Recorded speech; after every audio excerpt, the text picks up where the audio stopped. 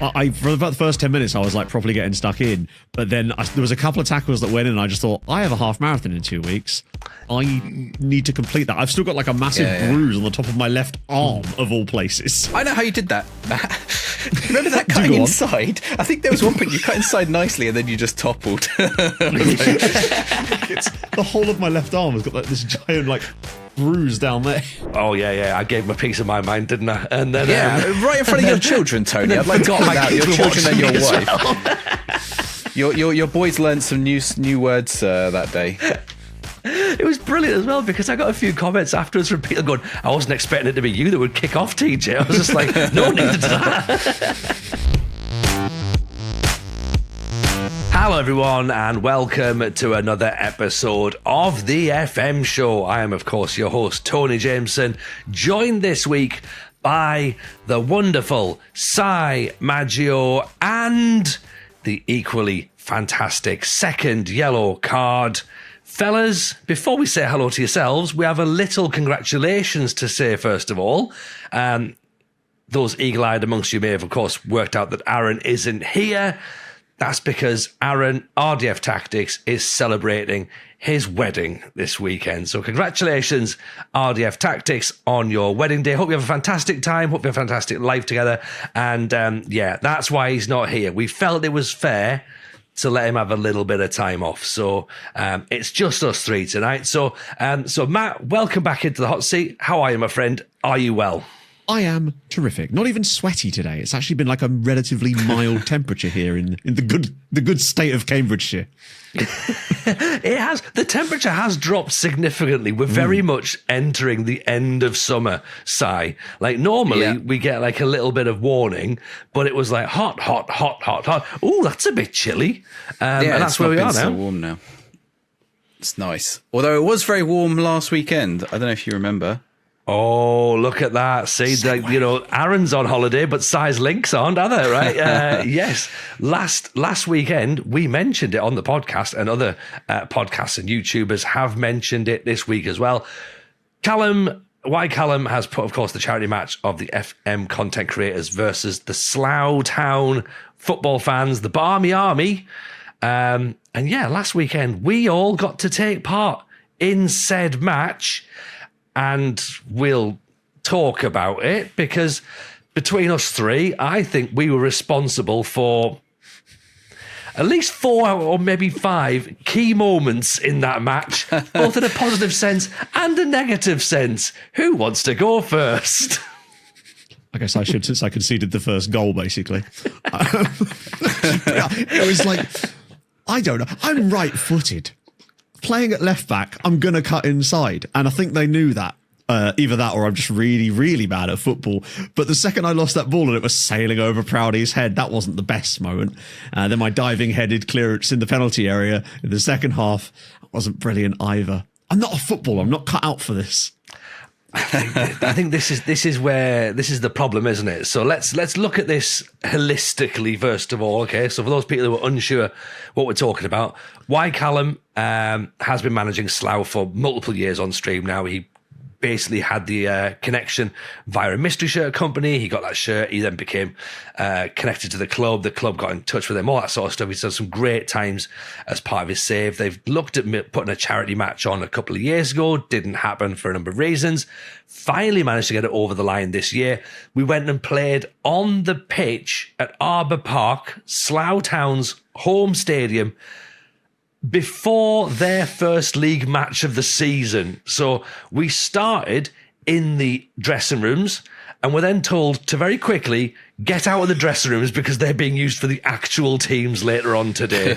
So we moved out, we got down onto the pitch, did our warm-ups, and it was very, very...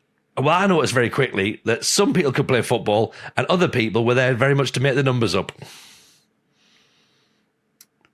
I think everyone had their good moments. I think everyone had their good moments, to be fair. Yeah. And everyone had their bad moments. And I also know, some of the people who could play football also lost the ball the most because they could play football, but they would play too much football.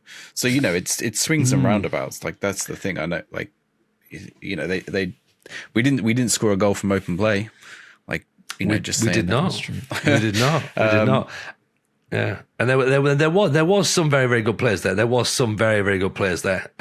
Shout out to Zims Muller, very, very good. Clates, very, very good. Proudy, possibly a championship level goalkeeper. I would say sure. he was man of the match by a country mile. I'm going to point out at this point as well, I've not played football in 20 years. That's my little caveat with this whole thing. But I tried really hard. I did. I tried. You've been playing recently. What do you mean? You literally played the week before. We see your Instagram stories. Right. Okay. You're trying to make out you don't play. No. Right. Let me caveat this then. I've not played properly for 20 years. The last 6 weeks, I've been playing 7-a-side because I knew this was coming up, okay? Like, for the last 10 years, I've been weightlifting. I am at least, 8 or 9 stone heavier than I was when I played football 20 years ago. I am a lot slower. My acceleration is not quite there at the minute. My knee is done in right now. But I was like, I've agreed to do it. I'm going to do it. I put the training in. I tried my best. And yeah, I got through more of the match than I thought I would. And that was good. I was happy with that. But I did also miss a penalty. So there was that. I think you had our best shot on target. Oh, yeah, which actually was the penalty itself that won the penalty. That's why we had the penalty. I think that was the only one that we had a hope of scoring other than maybe Callum's in the second half. The one that was wrongly disallowed for offside, you mean? Well, just the one just before that, which then led to the offside goal. Yeah, But he Callum did had hit it at the keeper. Callum had a shot that was tipped over the bar. He had an overhead kick as well. Oh, but what a moment that would have been. Yeah, I mean, that's what listeners, viewers, just let me talk you through this, by the way. The ball comes in. TJ takes the ball on his right foot, lets it bounce onto his left foot, which, let's face it, is usually for balance. Right? Swings at it, hits it beautifully on the half volley, and then there's a defender in the way and just swats it away like a fly. Very, very clear handball. Very clear handball. So we got a penalty. We had a rule: whoever wins it takes it. And I probably should have given it to Callum, if I'm being completely honest. For narrative purposes, it would have been nice for Callum to score, and also it would have allowed me to have not seen my penalty saved. It was on target. I'm going to call it out. No one was on the follow-up. Actually, second, Sweet Left Foot was, but no one else was on the... And Sweet Left Foot was too short to get it. It went over Sweet Left Foot's head. Look, if it had been a tall player, maybe. And the thing is, it only went like half an inch off the floor, and still looked at it and went, I can't get there. Yeah, no, look, I'll call it right. It was too close to the goalkeeper. It was a decent hit, but it was too close to the goalkeeper. He gets down, makes a great save, by the way, the keeper. Not to be compared with the other 2 penalties where the keeper just stood and watched it as they went in. We'll talk about them in a second. At least mine tried to make a save. But yeah, never mind, missed it. And it was one of those where we'd come down from 2-0 down to 2-1. That penalty goes in, it's 2-2, 5 minutes to the half time. It would have been a game changer. So I am gutted that I didn't do it. I mean, either that or your shot goes in, because the guy who gave away your penalty also gave away 2 other penalties and 3 other free kicks and had a yellow card and probably should have had a red card about 5 times. Yeah. But it was a should have had charity the red game. card for that handball alone. Well, yeah, that's Just it. for the Did he audacity. he got a yellow for pulling down Zims Muller outside the box, just like grabbing his arm, not letting him run. Yeah, I'm surprised the show was even still on his back after that. It was- Yeah. I mean, it was fair enough. It was a charity game. You don't have to give him a red, but also he did about 10 it's the red law. card offences. If I'd have thought about it, I should have just started running with the ball like it was rugby. Just pick it up, yeah. I mean, the thing is, if he'd done that outside of Weatherspoons later on the night, he'd be in the back of a police van. But we let it go. But we let it go on a charity match pitch. It's he got away with what he could. I mean, there was a moment later where he stuck his leg out as you were running past him, Tony. Oh yeah. I gave him a piece of my mind, didn't I? And then right in front of your children, Tony. I'd like to point out your children and your wife. Your boys learned some new words that day. It was brilliant as well, because I got a few comments afterwards from people going, I wasn't expecting it to be you that would kick off, TJ. I was just like, no, neither did I. Yeah, I thought you'd actually just taken him out. Well, no, I thought he dived because it looked like really dramatic. But then I thought you took him out when Tom actually gave it, because I thought that was such an obvious dive. So what had happened was, he'd done a dive, and I thought he's doing it for the cameras sort of thing, just to make it look like something. But then as he dove, and I was sort of like I kept my run going forward. He swung his leg out at me to have a go at me. So I was like, right, well, you're getting told. But I think he was trying to have it make contact. Yeah. But hey, and he got away with it. That was one of those things. So yeah, we did that. But Si, you had quite an impact in the match in a positive sense. Indeed, I came on in the second half, and we had too many players on the pitch at the start of the second half. We hadn't kicked off, but there was a charity stipulation in which we could have an extra player on the pitch, but they had to wear a superhero outfit. So off I went, got this Superman outfit on. It wasn't just a normal Superman outfit either. It was one of those padded ones with like the padded muscles and everything. So it was very bulky and like full body, over my already quite sweaty and hot football wear. So running in that was fun. But the same guy, I managed to get past him, and I'd actually already lost the ball. He tried to claim he got the ball. He was nowhere near it. I'd already lost the ball. The ball was off the pitch, but he went through me on the edge of just at the edge of the area, like by the byline.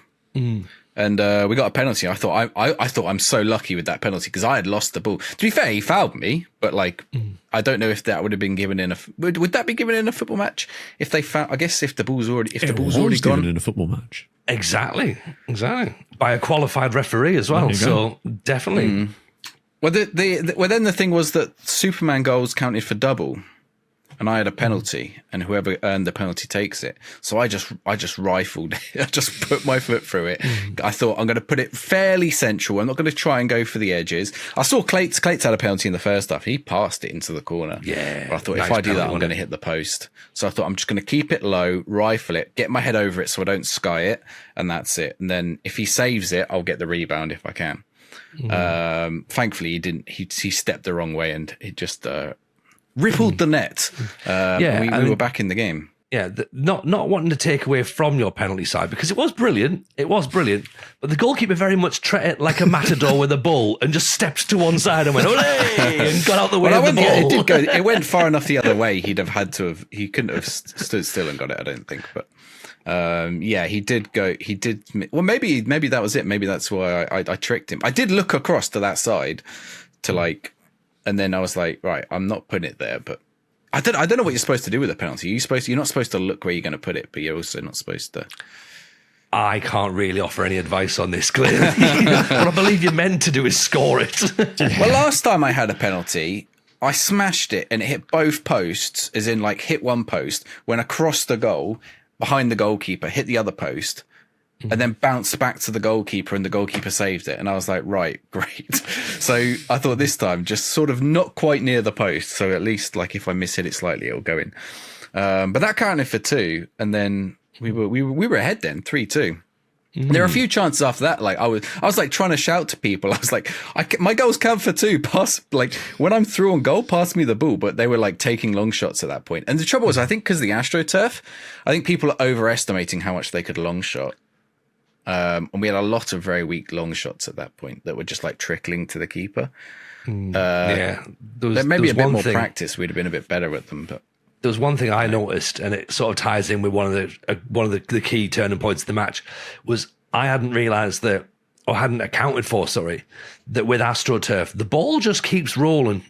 On grass, the ball will hold up every now and again. So there was a moment where I think it was Sweet Left Foot had played me through on the wings, because I was out on the right wing. He played it through, and it's a great ball and loads of space for me to get to. And I've got up to a decent speed, and I'm looking at this ball going, that just isn't stopping. And I'm trying to angle my run to keep it in. And I think Side told me later on, he said there was a moment when you just saw your soul leave your body that just went, I'm not getting that, and I just had to give up on it. Just like, So me and Callum were in the middle, and nothing. we'd seen you getting it, and we were like, he's got that. That's in his control, right? And we started sprinting up the field to get into the box because we thought you were going to put a cross in. And then we're just watching, like, so we're pretty tired by this point, we were. So I was like, I wasn't annoyed that you'd, like, I wasn't annoyed because obviously it's just a skill thing, but I was just annoyed at the situation because I was like, I was just sprint. And like, it's like, you were always like just half an inch away from controlling it. I think if you'd have put your foot out, you'd have controlled it. To be honest, I think you just needed like the slightest touch and it would have slowed it. But it's like, then I think like every time I did it, so twice I went down that byline, I tried to knock it around the player and it just rolled off the pitch, like just skidded off the pitch. And I was like, I only put the lightest of touches on that. Yeah. But at the same time, there was enough friction that when you hit the ball, it didn't go as far as you thought it would. So it was like this weird, like the initial kick would be slower, but the momentum would be longer. So it was like a weird trying to get used to that. And the bounce as well was like getting used to, with the rubber bits that they have in the AstroTurf.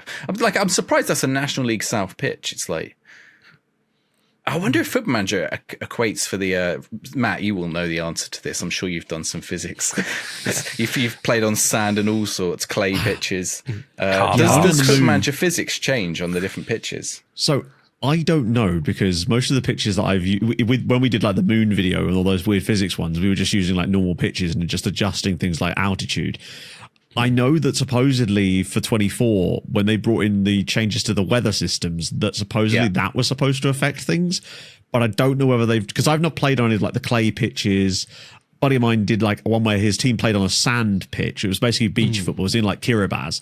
But I don't know whether that affects, like, because you think if it's sand, it's going to be more sort of, the friction's going to be higher. So it's going to just hold up in it. But I don't know if the game is quite that detailed. It seems with FM, it's like it's weirdly detailed in oddly niche and specific ways that you're perhaps not expecting it to be, and then really underdeveloped in other ways. It's really odd like that. I might have to test sand football now in Football Manager. There you go. Content just to idea, see whether the ball like stops flat in the sand. That would be there you go. Cool. There's some new content coming out, everyone. I took the Premier League to Rio de Janeiro beach, and the results will blow your mind. Cabana. So look out for that video coming soon. I played football on Copacabana. It was fun. Yeah. And you played on Slough. I was It's going to say almost it's my claim to fame. the It's same, not a claim to It's the fame. holy trinity of two. Yeah. We should say as well. I'm saying about the pitch not allowing a bit of hold up as well on the ball, did lead to a rather horrible looking injury to Clates. Unfortunately, I put a ball down the channel. Again, a good ball. Clates ran onto it, in control of it all the way. But then the touchline and the grated advertising hoardings were separated by about 6 inches worth of grass, and Clates obviously tried to put his foot down to stop running, and then used his face to cushion the impact. And he may have unfortunately ended up with a rather tasty gash under his eye, which was not pleasant, to be honest. It looked like he put his face in a mandolin. Luckily not worse though. I think he's got away with a war wound. Could have been a lot worse. Because it was like literally he was by his eye. He was saved by tarpaulin. Really, that was the only thing that stopped metal smashing straight into him. So unfortunately for Clates, he took a big blow. No stitches from what I understand, so that's good. No glue. They use glue, don't they? Glued it on, yeah. So shame he had to be removed from the field of play, so he didn't see out the full match. And Zims Muller as well, his MCL went again. So he was carried off, unfortunately. So that was a bit of a shame. And then he was like, "Oh, I'll just drive home." And I'm like, "You sort of need your leg though, right? Don't you, Zims?" He's like, "I'll be fine. Done it before." Automatic car, innit? No, I was so worried. Was it not? I don't think so. I think it was automatic. He told me it was automatic. No, Zims is automatic. He told me. That was my biggest worry, was getting coming off the back of an injury as well. Like I just had 6 months out, and I was like, I really don't want an injury in this. And I could just see it, because the last couple of times I got injured has always been on AstroTurf. I think it's just like because I change how I'm running, and I don't adjust myself properly from the indoor football. and like coming away not injured was kind of nice, but it's a shame about the other guys. And like when I saw some of the tackles, I was a sub at the start. When I saw some of the tackles that the Slough players put in the first 10 minutes, and I was like, I mean, to be fair, both Clates and Zim's injuries, the Slough fans and the Slough physio and stuff were straight over and making sure they were all right. Yeah, and not like, impact injuries either. They weren't from tackles, so it should be worth saying they weren't. Well. They weren't. Yeah. It's the worst ones, really, isn't it? Like, I for about the first 10 minutes, I was like properly getting stuck in, but then there was a couple of tackles that went in, and I just thought, I have a half marathon in 2 weeks. I need to complete that. I've still got like a massive bruise on the top of my left arm, of all places.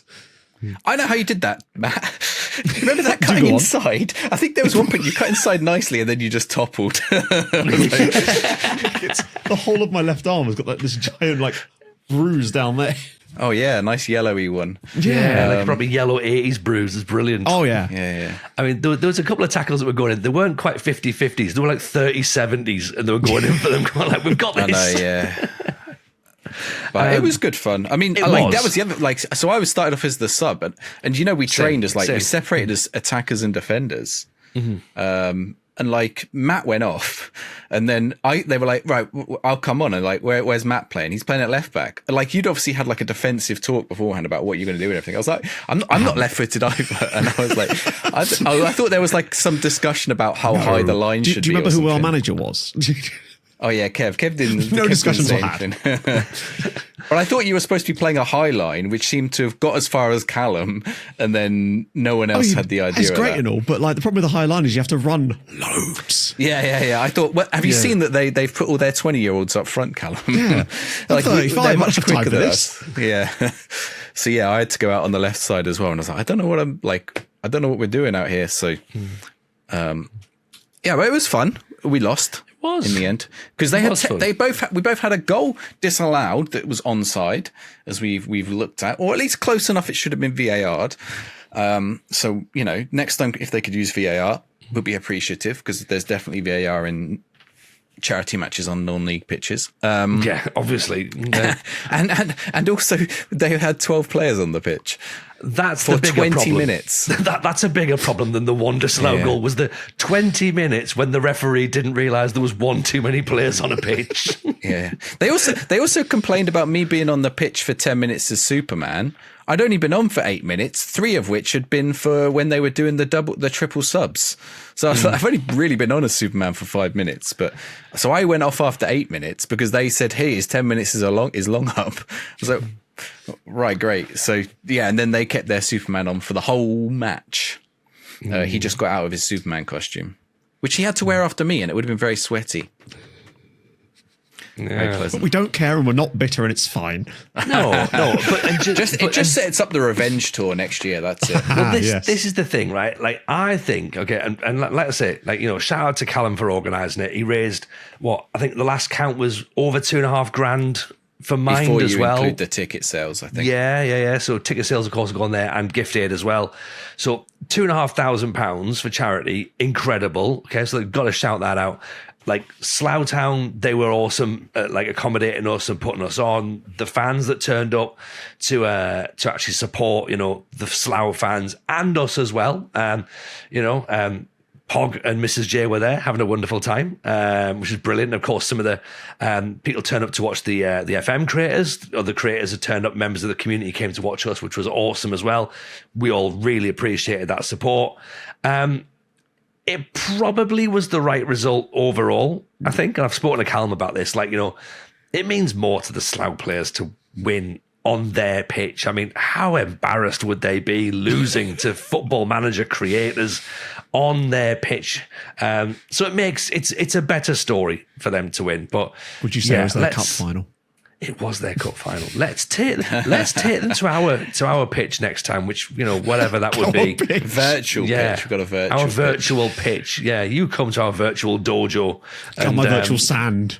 Yeah. Matt's done it on the moon. Whatever the closest football pitch to Sports Interactive Studios is that the London Stadium? Maybe we can just play there next time. Yeah, we'll do a West Ham Stadium. Actually, to be fair, there's a little 5-a-side pitch next to and there's the 7-a-side pitch right next to it. Yeah, so maybe to be fair, I haven't seen how West Ham play football. They wouldn't be using it on a weekend, so we might as well. Let's apply to take over the stadium.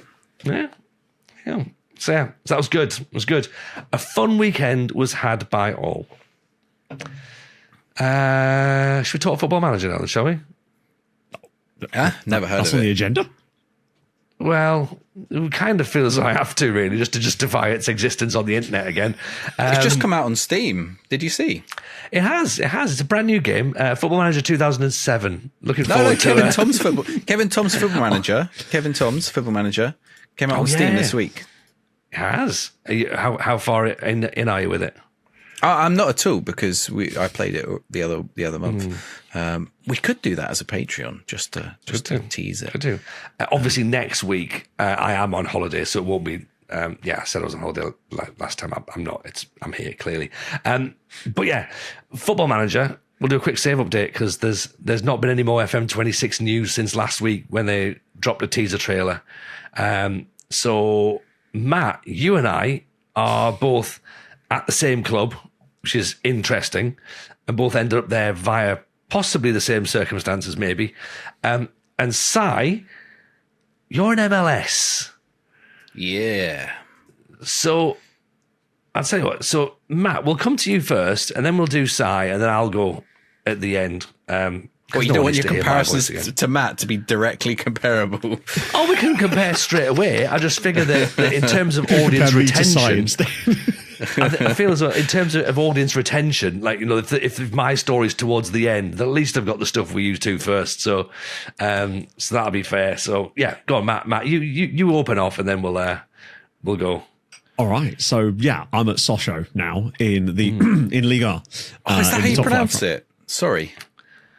Just what? before I pronounce it wrong for the rest of the episode. That's not how I've been pronouncing it, but then that's Sochaux. So sure. To be fair, no one's ever actually told me how to say it, so all I know it could be Sochaux. Sochaux. Yeah, get in touch with how it's pronounced. Sausage? Yeah. Sausage. That's them. It's French for sausage, I heard. So sure. Yeah. So, yeah. I do struggle with the French teams because there's Troyes, which is pronounced Troyes, isn't it? And Nancy and Nantes. And then you've got like Stade Rennais, but then you've also got the one that's spelt Reims, but it's pronounced Ran. Yeah. And then there's like the ones with like several different extra letters that don't get pronounced, and occasionally some that do. Yeah. As it Troyes. Silly French people. Yeah. So that's all the French things turned off now. Yeah. Yes. I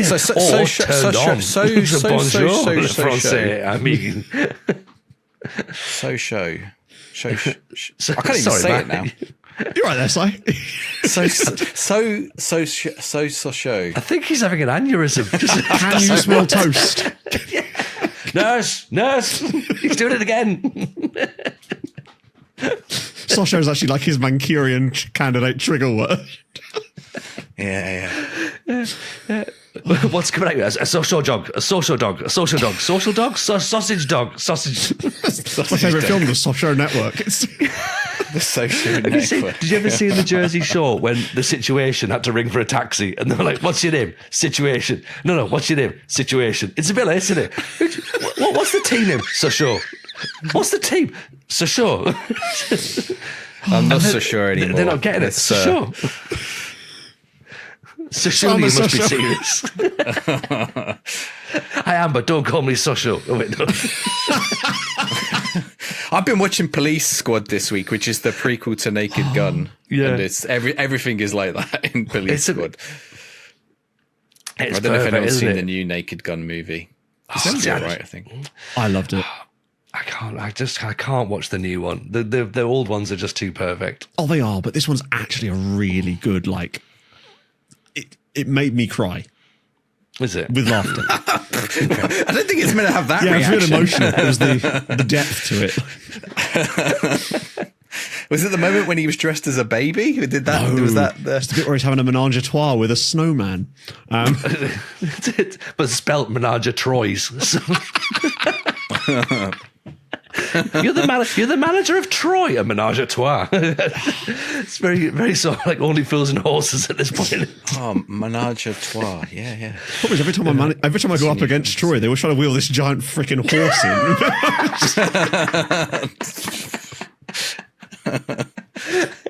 Just giving you a horse, like we always do. Oh God, there's really 12 men on the pitch again and a massive horse. They snuck them on. Yeah, right. So Matt, you're in France. I am managing in France. a team who wears yellow. First or second tier? Technically, we are top flight now. When I took over, they'd just been relegated from the top flight, but I think they actually start in the third tier. But we didn't join them until season 19 now. So I think it was season 14 we joined France in general. And they just been relegated, but they had a good. Yeah, we joined France. France were relegated. They were Nations League, innit?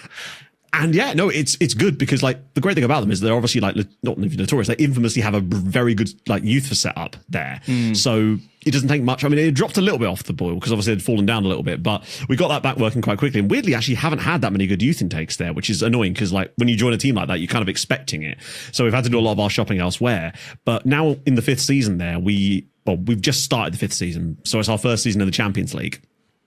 And last year we kind of lucked in, we were 7th on the expected points or whatever, but we got 3rd in the league we made one tiny tactical tweak to single role in the middle of the season, and it absolutely sparked the team into life. Could have probably gone further in the Europa League the previous year if it wasn't for the fact that I sort of not threw the tie against Newcastle, but my logic was if we put a first team squad out against Newcastle, we'll get battered and then we'll have a tired team for the league and we need to get into the Champions League because there was a guy that we desperately wanted to sign who actually turns out we couldn't sign anyway. Problem was we got to the Champions League and then the board said, hey, wouldn't it be cool if you had £2.6 million in transfer budget to build a squad for the Champions League? And I said, quoi? And it kind of hasn't gone well since then. I spent the entire summer desperately trying to sell players, and I think I've only spent about £2 million. And I've got a guy. I was like, I'll loan him with an option. That way I can sign him up. So it got it all done. Pressed accept. Brilliant. And then I realised he's 17 and won't actually join us even on loan until January. So amazing work there. But otherwise, other than that, it's going fine. It's not too. Well, it's the opposite, really, to where I am with the same team. I've ended up there as part of a journeyman save. We're in Ligue 2. We're still in the 2nd division at this point. When I joined, so I'm in season 11 of my save right now. So probably season 10 I joined in. They were 3rd bottom of Ligue 2 with about 10 games to go. I managed to, actually maybe a little bit more than 10 games, possibly about 15 games to go or something. We rocketed all the way up to 11th. I managed to sort of stabilise them, got them pretty decent, got some good results. We ended up being the 3rd top goal scorers in the league that year with the 5th worst defence. So I was like, all right, cool, we're letting lots of goals in, but we're scoring loads. And we had the league's top goal scorer as well, which was bizarre. And I looked at that and thought, okay, similar to yourself there, good youth setup, we should be fine. Board again, they seem to be very similar. Going, you don't need a lot of money, do you? And I'm like, yes, we do. And they were like, let's see how you get on with not much. So how, what would be good for you is if you sell one of your best players. That's a great idea. Let's do that. So we ended up having to sell one of our new gens to I want to say Hamburg or Hoffenheim in Germany for up to 6 million quid. We see 2.7 million of it, which is. But we have 3 decent left wingers at this point, and then I bring 2 more in because I figure, just in case. Loads of players have come in on loan, and I think I'm going to be okay. But I have started the season slowly, in my first full season in charge, primarily because I spent the last stream. For 2 hours, I was trying to work out which members of the FM community looked like UK TV chefs. So I wasn't really paying a lot of attention to what's going on the pitch. So I've got a rebuild job to do within my own save right now. So that's where I am with that. But I am looking forward to it because I do quite enjoy managing in France, and I have done it many moons ago. And I think we can be all right. I think we can be okay. France is fun, but the one thing I don't like about France is the non-EU rules. The having to only have 4 players non-EU, and there's 0 exceptions, except for 2 second nationalities and stuff. 2 in the 2nd division. Is it only 2? Mm-hmm. Oh, yeah. I've been sat there just looking through scout reports from Colombia, just pouring at them, going just before bed, just looking at all the different Colombian wonder kids that I can't sign because they wouldn't be able to be registered in my squad. What we did do, however, was a little bit of a cheeky, which I did accidentally today. We've got a guy, he wants a new contract, but he wants 80 grand a week. He's already got a match high Sterner clause and he's on 34. I'm not going to give him 80 grand a week. And so I was like, right, it's fine. We'll just sell him because we got him on a free transfer anyway. It's not a big deal. But then the transfer window shuts and he's still here. So I'm like, all right, cool. I guess he's going in January to sign to someone else for free. It is what it is. We'll have a season out of him. And then out of the mist appeared St. Gallen for some reason on like the 7th of September. And they said, hey, we'll give you £16.5 million for him. And I said, are you sure about that? And then I said, yes, I'll accept. And then it turned out that not only had they just bid £16.5 million on a player that they could have literally bought off me for free in January, but they were outside their transfer window too, which means he won't even join them until January. So they've paid me £16.5 million for a player that's not going to join them until January, and they could have had him for free. And I get an extra 4 months with the same player. It's brilliant. I was in your stream when that happened, and I was like, that is wonderful work. And I do appreciate the fact as well that you're able to do your scouting, you're able to look for players. I'm hamstringing myself by using Musterman's skin.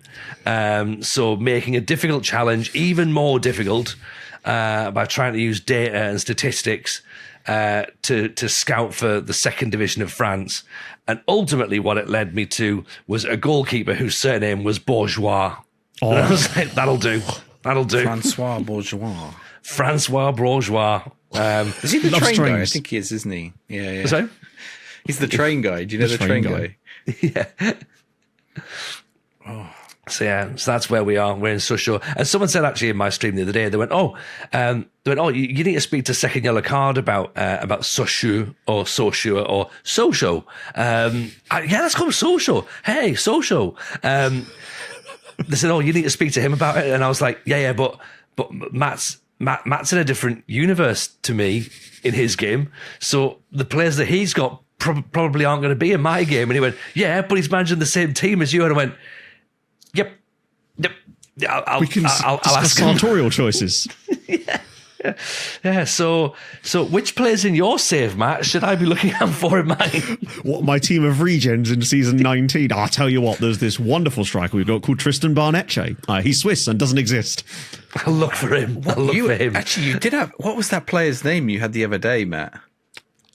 That does not narrow it down much. No, I know. This was one of the best ones I'd seen, though. I can't remember what it was. What, like a funny regen name? Yeah. I mean, you nearly signed him, I think. We've got a few. We found one guy who's just called Bird Hunt. There's another guy we found called Isla Blabiba, but we like him because his name just sounds like you're singing that song, I'm a Believer. So the football chart is perfectly weighted for him. The jokes write themselves. There's a couple, I don't know, half the time I'll just sign players because they've got a funny name, which adds at least 5 attribute points. He wasn't bad. He was like a young striker. Yeah.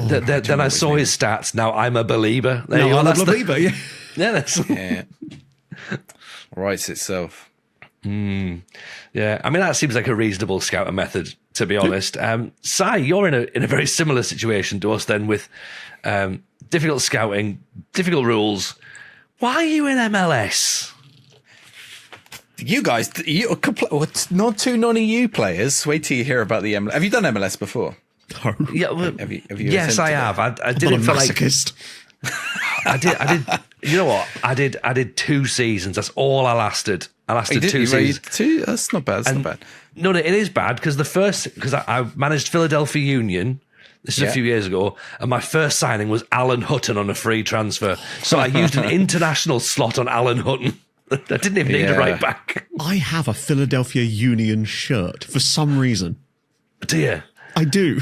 A viewer bought it for me in America about 5 or 6 years ago, and I just have that.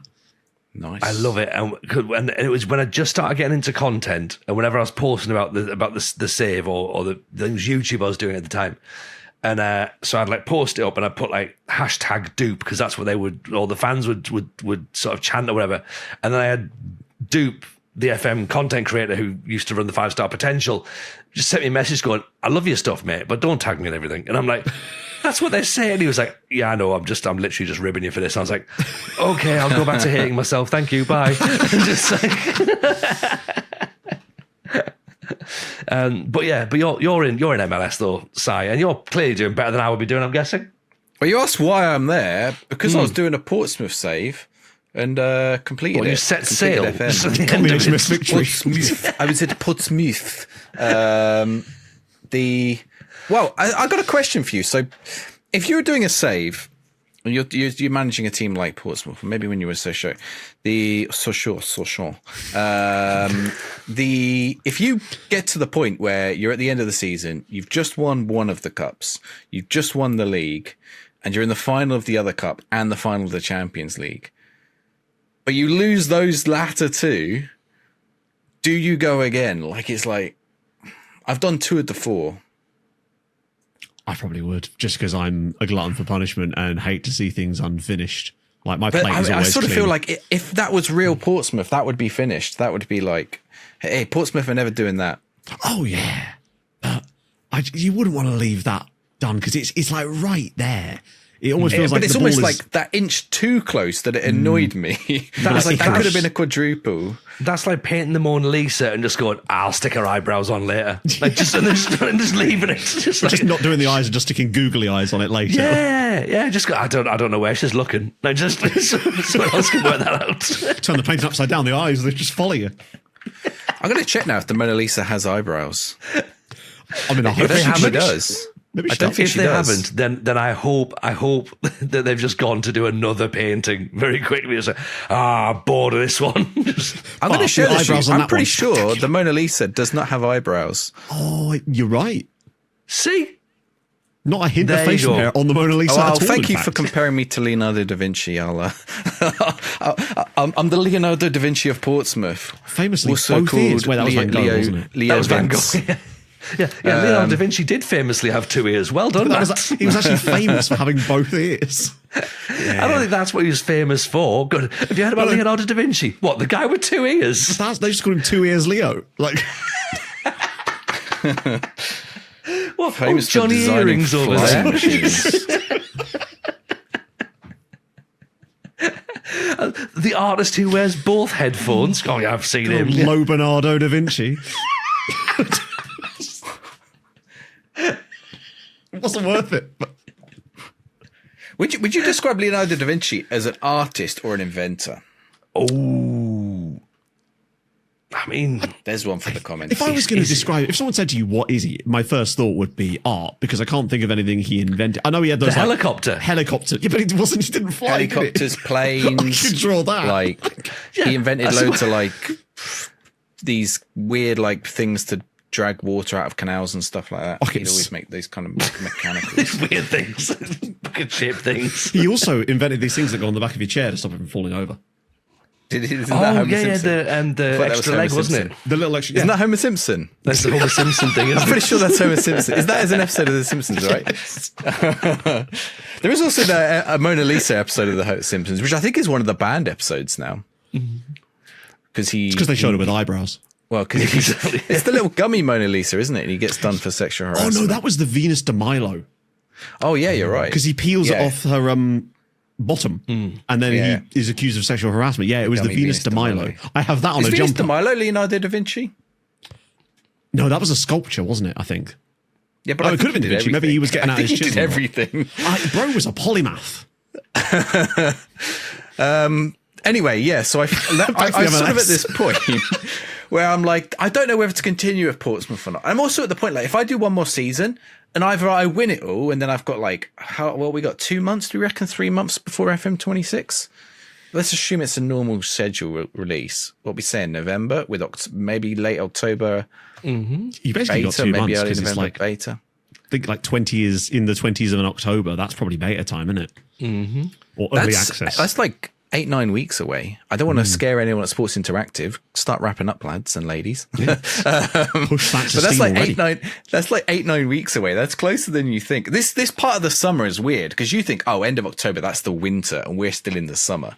But it's like, no, actually, that's really Oh, close. it's getting chilly now. I've got the fall colours Yeah. on. Autumn is here. Yeah. We mentioned that earlier. It's like, oh, there's a temperature drop. That means that, things must be, there must be different coloured plumage coming out of Sports Interactive now at this point. So all the shirts have changed colour.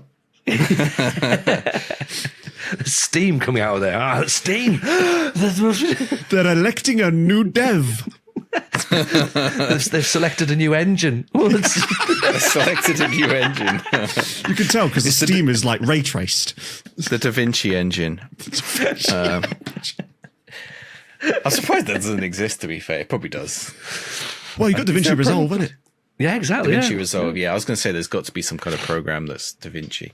So I've decided to do the Major League Soccer. Does anyone call it that? Major League Soccer? Nobody has called it that ever. Like, not even in the actual official means. This is called Major League Soccer. They went, we're going to use MLS. I guess no one calls it the National Basketball Association, do they? So, or the National Football League. I call it the National Football League, though. Mm. Okay, so why is it not the National League Soccer then? Because that was already taken. Because major sounds better than national. Like if there's like a national disaster, fine. Major disaster. Oh, that sounds big, doesn't it? Weird how my brain went with disasters first, isn't it? Rather than you've managed in the MLS before.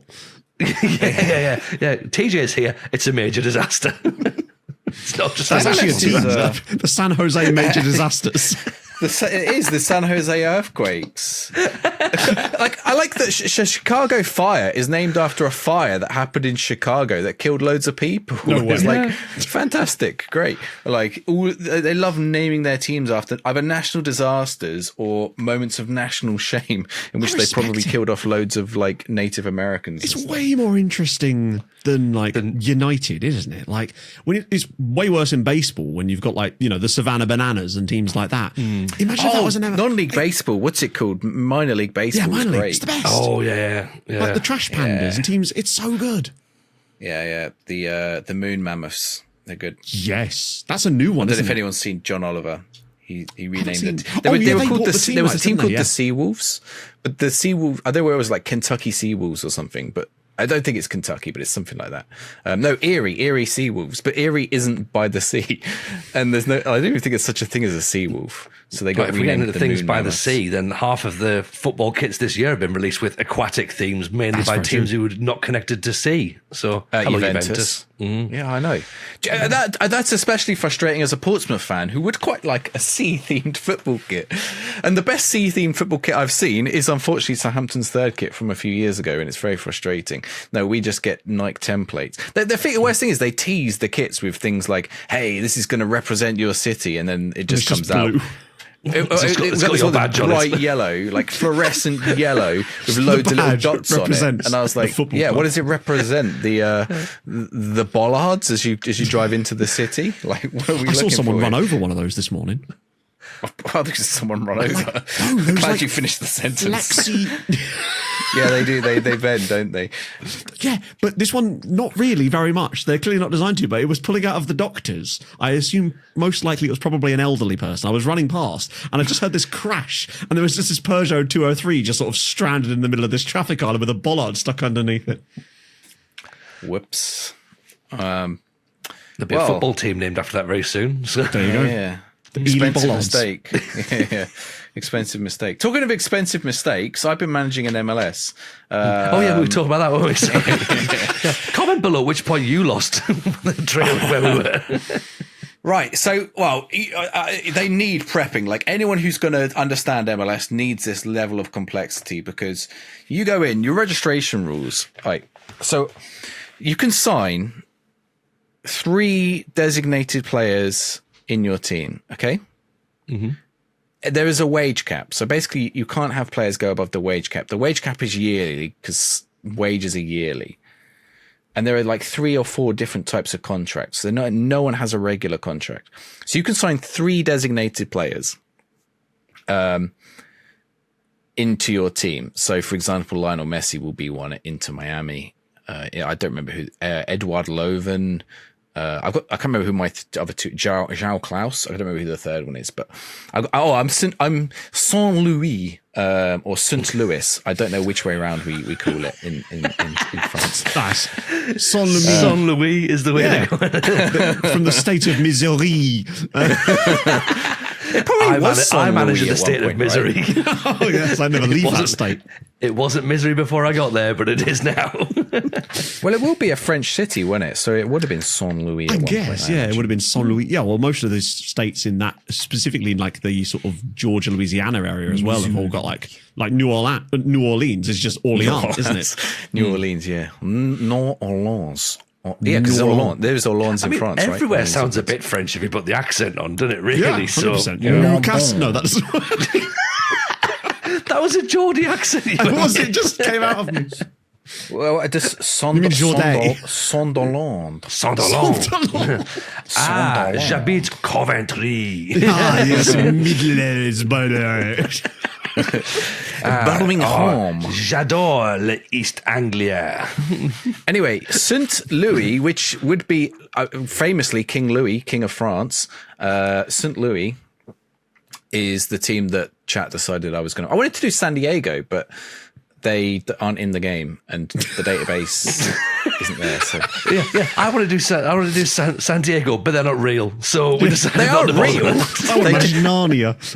No, but they are. The problem is they are real, but they're an expansion team. So they're an expansion team this last year. Okay, so here's the thing about MLS, right? So there's 2 divisions, but there's also 1 division, okay? There's East and West, but you also have another division where you're all in one. You play all the teams in your division twice, and then 10 of the teams from the other division once. Not all 14 from the other division, only 10 of them. So 4 teams you never play. Who knows which 4? And then I think that's more now because there are 2 expansion teams this year. San Diego is one of them, but they're not in the game because the game didn't come out last year. So they should be in the next game. So we didn't do San Diego because I thought, it'd be quite fun to start as like a new team. I remember like a few years ago. So Charlotte FC was like announced. Charlotte. Right? Charlotte FC. Charlotte and Ostan, I believe, were the other. They were announced, but they would come into the game, but you would have to like wait a whole year before you could actually play as them. And you'd have players, you'd be paying their wages, and it really I can't remember if it's screwed up or it was just weird. I think as well. I think they only had Christian Fuchs and like possibly one other player signed as well. But yeah, sorry. Yeah, that's right. So I came in at St. Louis. We got 3 designated player slots. They were only using 2 at the time. So there are also young designated player slots. So we got DPs and young DPs, just if anyone wants to use the acronym as they are written in the game. So I went to get a young DP. And if you are going to do that, use a VPN. Yes, you have to put your ID otherwise. So take a selfie first.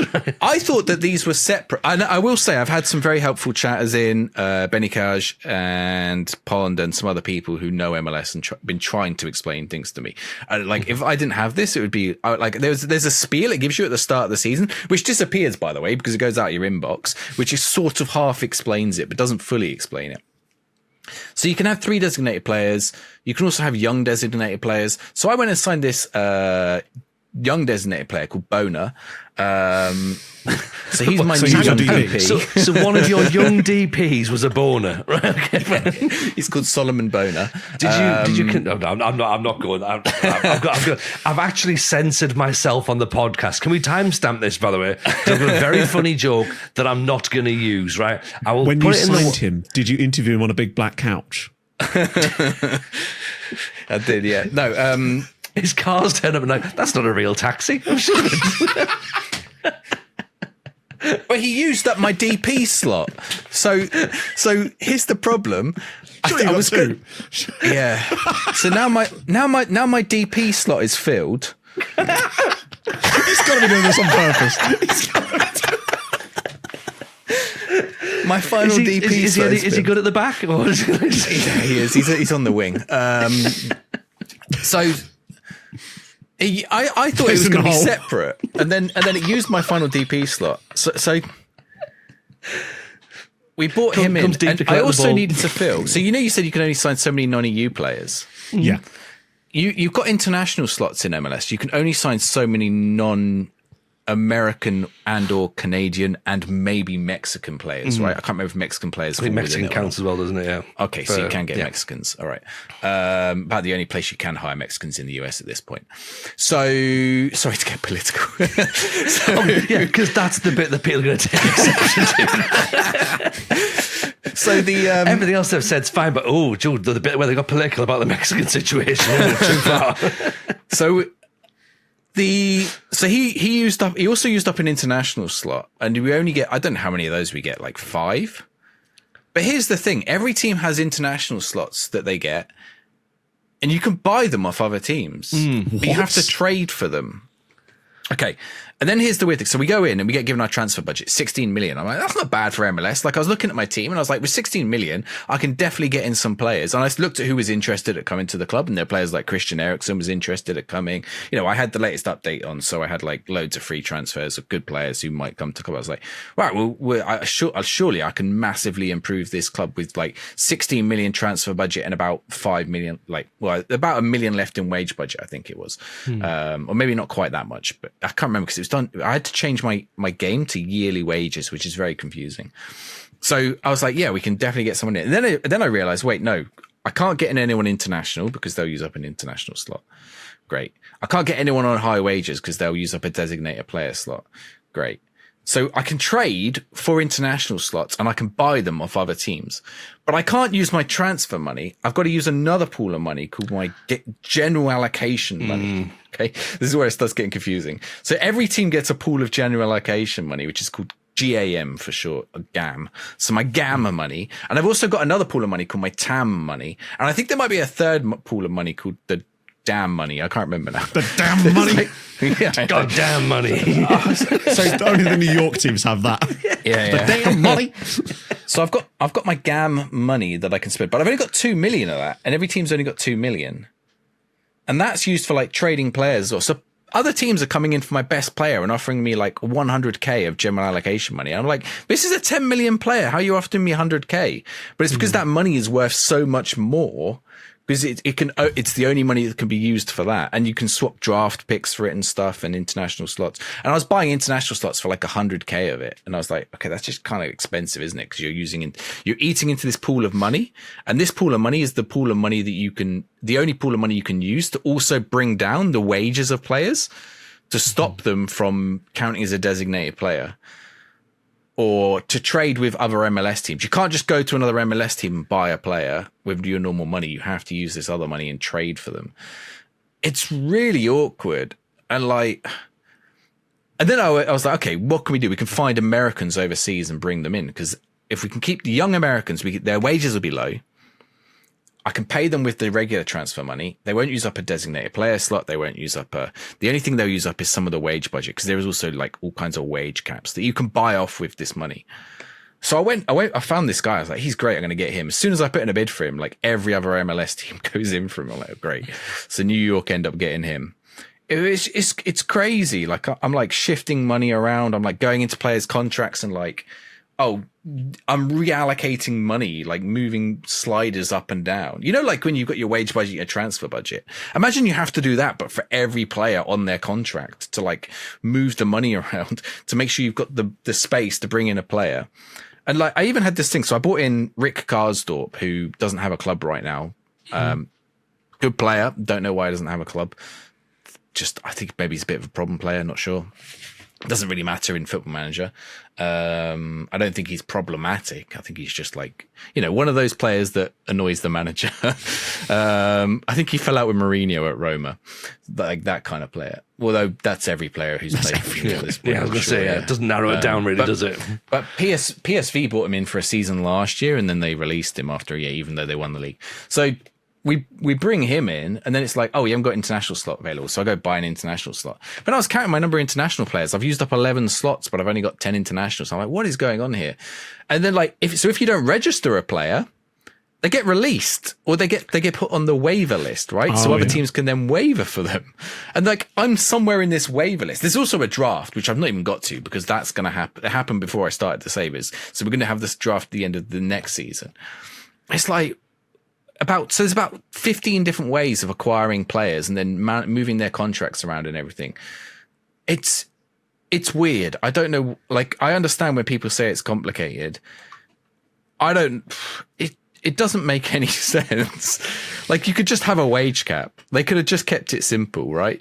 But they have to have this waivers and trades, and you can trade a draft pick, but like, what's a 3rd round draft pick? You can trade for this player. And like every week the players are coming in and asking to trade for one of my designated players. And I'm like, well, if I trade him out now, I don't get another designated player slot back. So I don't want to do that. And it's like, it's all very weird. And then players wanting to move back to Europe as well, midway through the season. And I think on the waiver, I remember when I was there, you get someone with a long-term injury, like you can put him on the waiver wire, but essentially all you've done is terminate his contract, and then someone else goes and picks him up for free at the end of his injury. There's and an injury. There's an injury list. Injury so you list. can put Yeah. players onto IR. the injury list. In which case you get don't salary have cap to back, right? register them, Yes. but they can't be picked up on someone's waiver.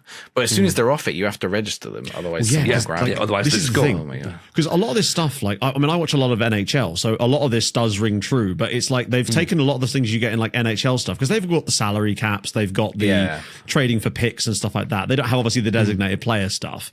And they've obviously got the waiver situation, because usually with the way it works with the NHL is if the players going to be sent down to the minors, there's certain things that they have to meet certain requirements first, and if they're not eligible, they have to be placed on the waiver wire, and then some other team can pick up their contract essentially not for free, but they don't have to there's no consideration on their side. They can just acquire that player's contract for the same amount that you've paid. Because I don't know if it works like this in the MLS, but if you sign a player on like £30,000 a week, if you trade that player to another team, they don't offer him a new contract, or do they have to just keep paying him £30,000 a week because that's the contract he's established? Yeah, they take on the contract. So he's interesting. got. It's very weird. So, and the thing is, I think it works in the other American sports because they don't exist in a vacuum, but they exist as like a monopoly on that sport, right? They're Like, rarely dealing with there's outside Canadian NFL. football, but it's not really a competitor to the NFL. And ice hockey, like it's all in one, right? Pretty much, they're not signing players from like the German league for the most part. It does happen, but most of the time, players from those leagues, if they're good enough, they're usually young enough that they'll go through the draft anyway. So they're allocated that way. Occasionally, you'll sign free agents from Europe. Like my team signed a guy from a Russian team on like essentially a free, but they said to give him like a proper qualifying offer, but it didn't really work out. And that happens so rarely that it's just not a thing that happens very often, because obviously the NHL is the league. So that's you're right. it. It's because it exists in a sort of semi-vacuum, whereas the MLS is like its own little vacuum cleaner in the corner of a massive vacuum cleaner showroom with much better vacuums. And it doesn't really function in the same way. So I've got like two. So basically, I'm dealing with two sets of transfer budget. One transfer budget that I have to deal with internally in MLS, and a separate transfer budget that I'm using to buy players in from outside. But if I buy a player in from outside, I've got to then move my wages around to make sure all those internal, and I have to make some trades internally to make sure that player from outside can fit in my team. And it's like, so Christian Eriksen was a good example. I bought him in and he was willing to play for us, and we agreed a contract and the wages, and I had the money for the wages, but I couldn't fit him within my wage cap. And then the Saudi teams came in for him, of course, and like I couldn't compete, right? So it's like, oh well. Although it's funny, I still managed to play him 5 games because although you have registration for the MLS, the cups don't give a fuck. Like if you want to play a player in the cup, play him. So I got every player who was interested in playing for me in on free trial for a period of about 5 weeks.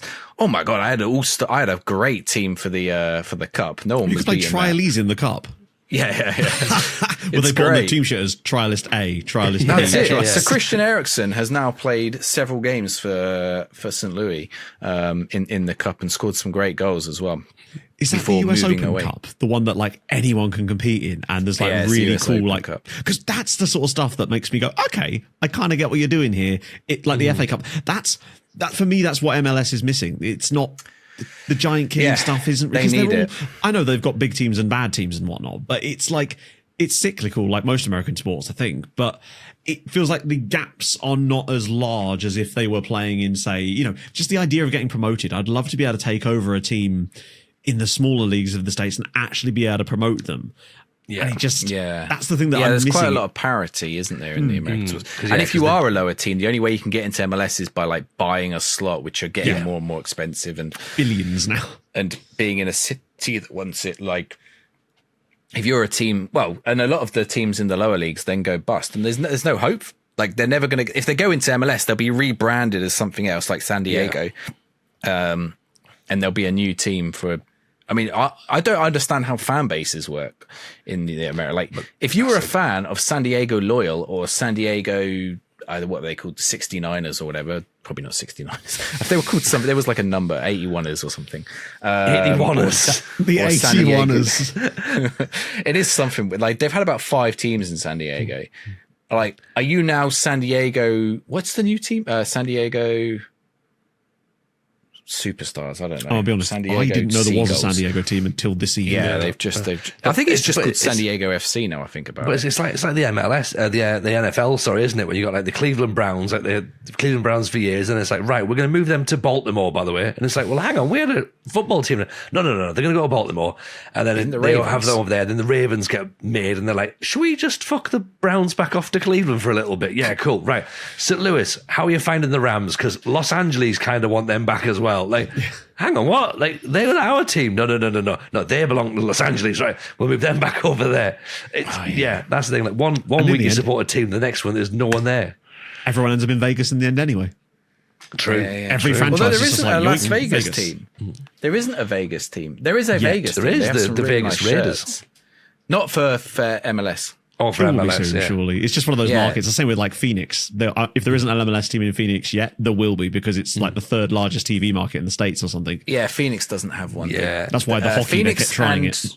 Phoenix and Las Vegas have 2 of the largest USL teams, which is the division. But I don't know which division is wild division that they below. don't have It's like MLS 2 teams divisions yet. below or 3 divisions. But they tried to merge them a few years ago. The Las Vegas Lights, they got some really cool football shirts. They got some nice. That's Freddie Adu a few years ago as well. Yeah. So, I would love to be able to like take on a team like that and get them promoted or whatever, but it's never going to happen. You know, even if you you win the US Open Cup, you get a slot in the MLS for a year. Like, how cool would that be, right? Like a designated Maybe they should do team. that, right? Like a, Like, what's like a maybe guest it's not team. maybe not a permanent spot, but you get to be the guest team for the year. Or you could have it so that, like, if you won a US Open Cup or some way of like getting a guest slot, like you say, but if you do like a certain amount of then you get to keep your spot. And a team who are like appalling get kicked out in the way that, you know, back in the day, teams had to be like elected to the Football League. Yeah.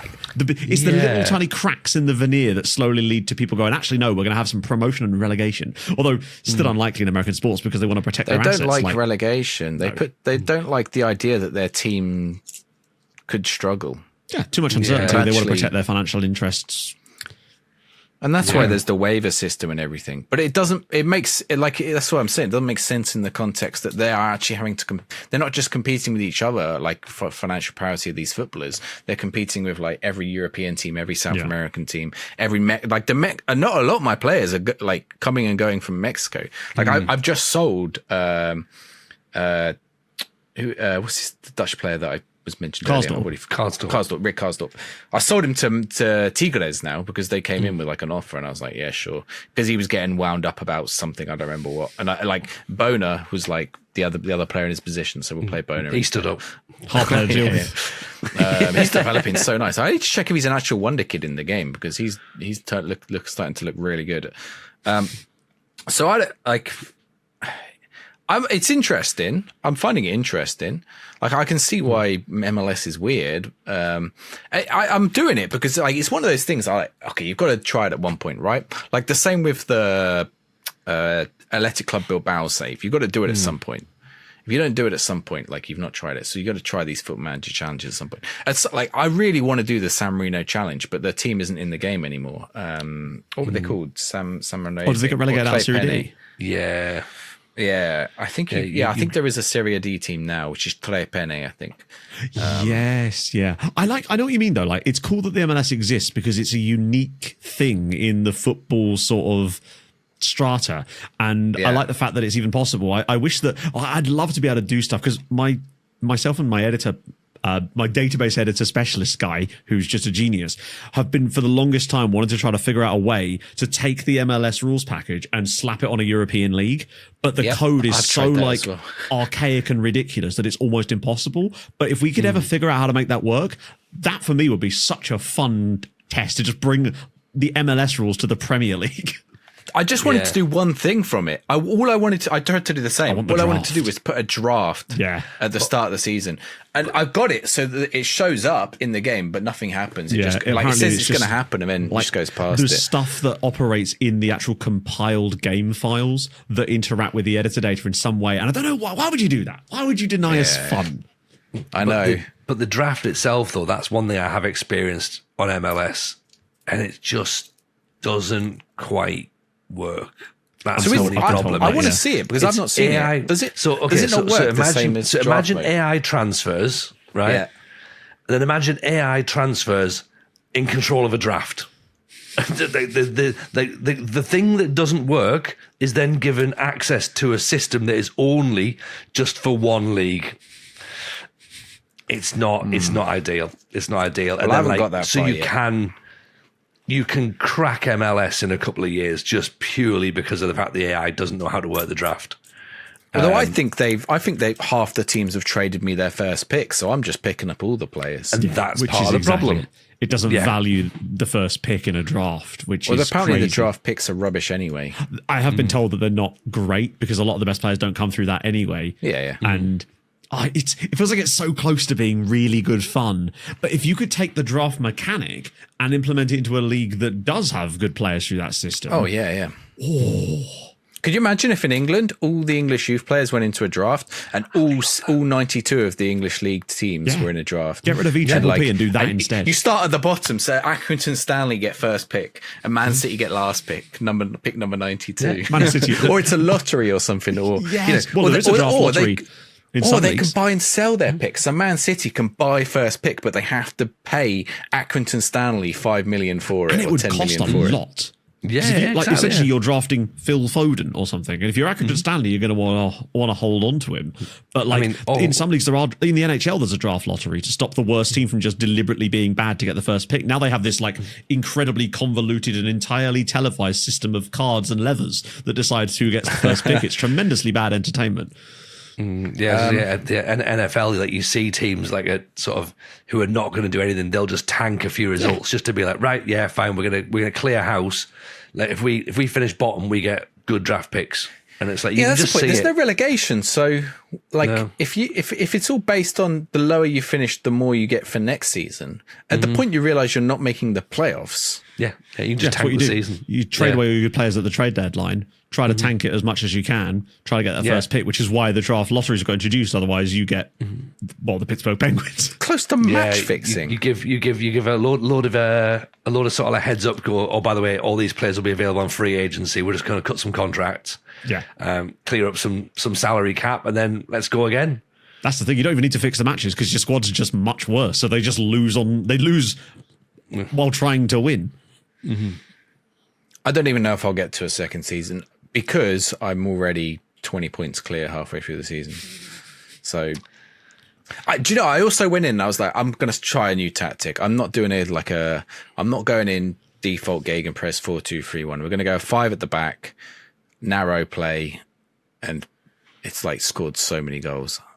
I feel like I just know sort of what does and doesn't work in the game now, which is, You can kind of make most things work, even if you give you weird ass positions. I have an asymmetric strikerless system that has a wing back, an actual wing back on the left, and then a left midfielder directly in front of him. And people go, that can't work. And then I point at the league table and go, sure about that? Because with the right roles and instructions today, and I was just like, I don't know. I think Matt's not well. I had a bet with chat when we got to the first time of the journeyman. I said, right, fine, whatever the 11 best players this club has, no matter what positions they play, that's the tactic. Yeah, we nearly went unbeaten, but we just lose a couple of games where the XG is 5-1, but it's they'll score their one.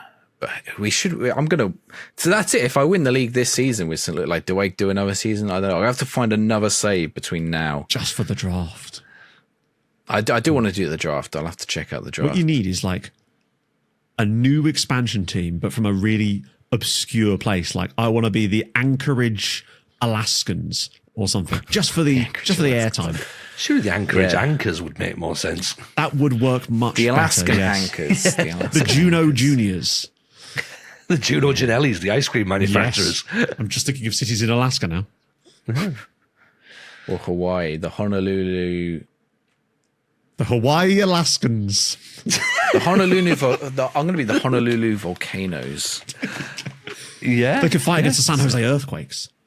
Honolulu Godzilla lava. versus Superman. It wouldn't be whatever that film was. Honolulu Volcanoes. It'd be like Honolulu Lava, wouldn't it? That would be the Oh, team. Honolulu Lava is I tremendous. would buy that shirt. I would buy that. It would be a good football shirt, I bet you. Pacific Island teams, I bet they do some nice football shirts. It'd be a Hawaiian shirt.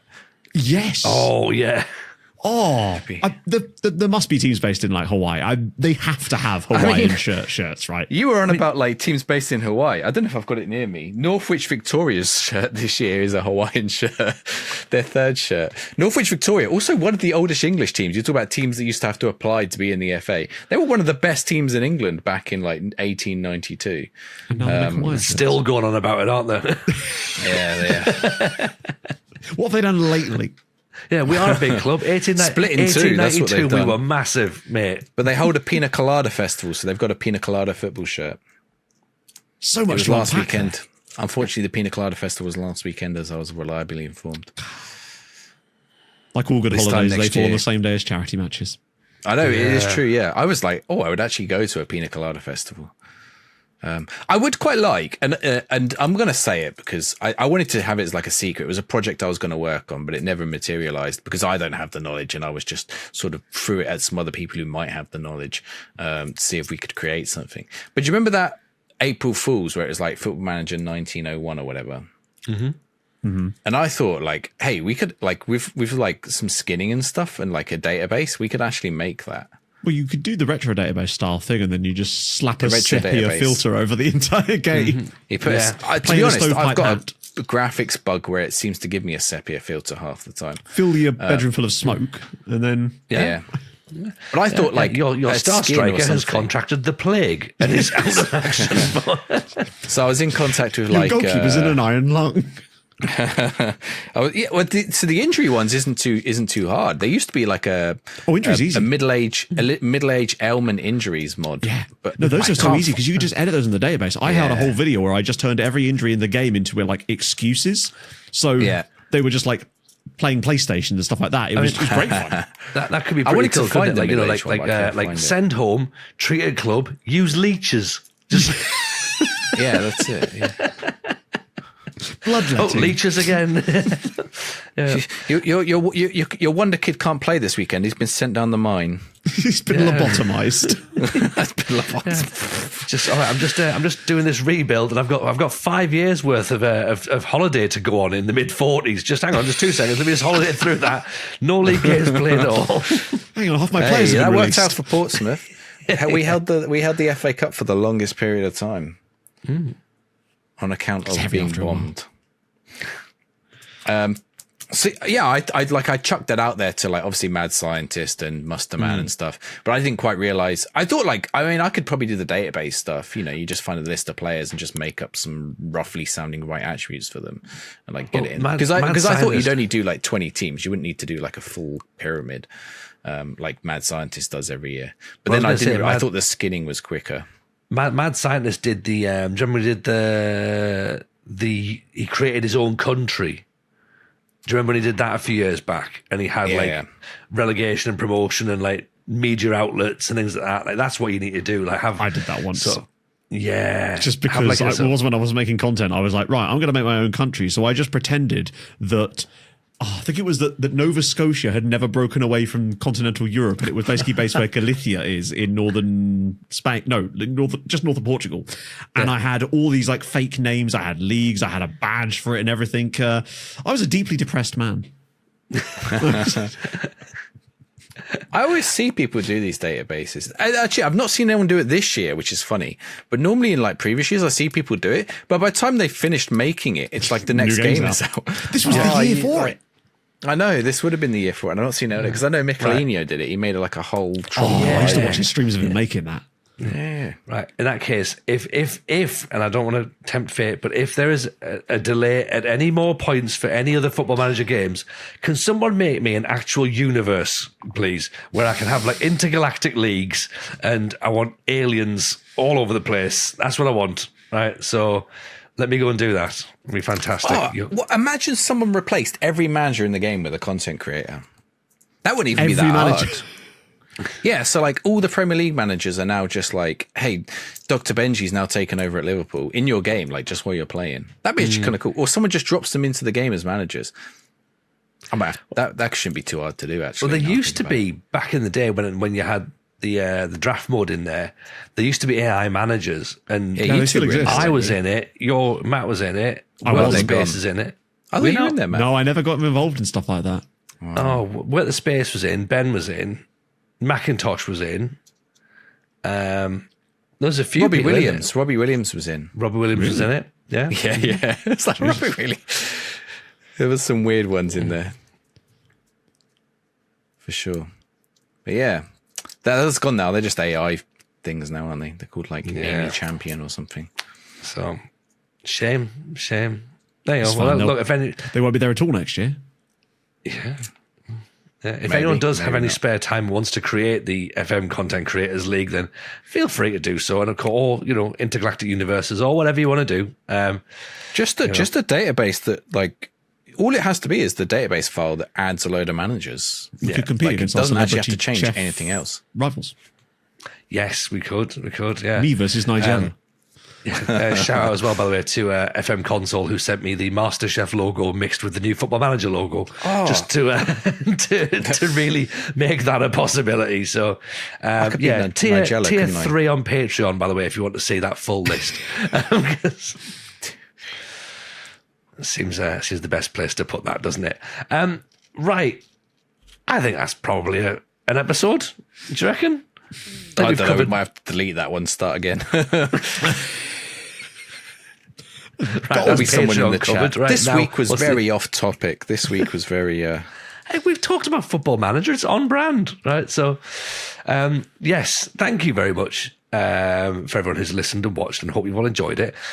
I said earlier that I was on holiday last week. Not true. I'm on holiday this week coming up. So I won't be around for next week's episode. So presumably that'll be an episode where there'll be loads of FM26 news to talk about, and I'll be watching it on my devices. So thank you very much for watching. Matt, pleasure as always having you in. Si, as likewise as well. If you've enjoyed the show, you can, of course, support us over on Patreon. Si, do you want to do the quick plug for the Patreon? Yeah, you can join us at patreon.com/the FM show pod. That's right, isn't it? That is right. Yeah. I can see that in your head. You're about to go at gmail.com. That's the The FM show pod at gmail.com for the email, and on all good social media and bad ones too. Maybe we're not on all the good social media. We're on some of them. We're on X, definitely we're on one of the TikTok, bad ones. We're on the Yeah. bad ones, actually, aren't we? So yeah, you can join us on all of those. Come like our clips, share them, tell us we don't have ball knowledge, whatever you like whatever people normally write in the comments, because we say that Ronaldinho wouldn't fit a modern system, and everyone's like, yeah, he's the best player ever. Yeah. Bro got bad ball knowledge. Oh, that's been said a few times. And you know what? I have rang the fire brigade for that burn. Also, as well, join us on the Discord. There's loads of good stuff in the Discord at the minute, and there is a section for questions for the show. So again, if you want some questions answered on the show, do pop those in. We probably should have said that 18 months ago. But we are getting towards FM26, so do let us know if you've got any questions and we'll answer them on the show. That's it for today. Thank you very much. Hope you've enjoyed it. Take care of yourselves. Speak to you soon. Stay safe. All the best. Bye, everyone.